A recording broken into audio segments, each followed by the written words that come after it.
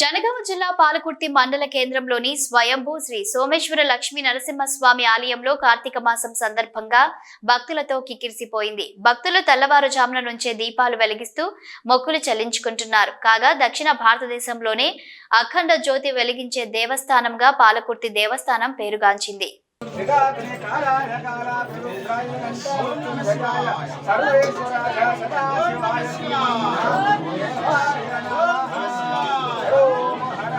कालाय कालाग्निरुद्राय नीलकंठाय मृत्युंजयाय सर्वेश्वराय सदाशिवाय श्रीमन्महादेवाय नमः।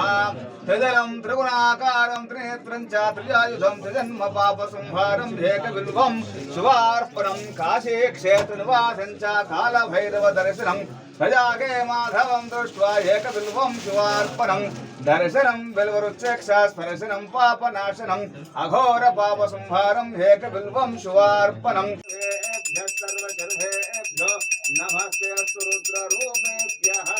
चण्डिकासमेत सोमेश्वर स्वामिने नमः। वेदोक्तानन्दकर्पूरमङ्गलदिव्यनीराजनं दर्शयामि।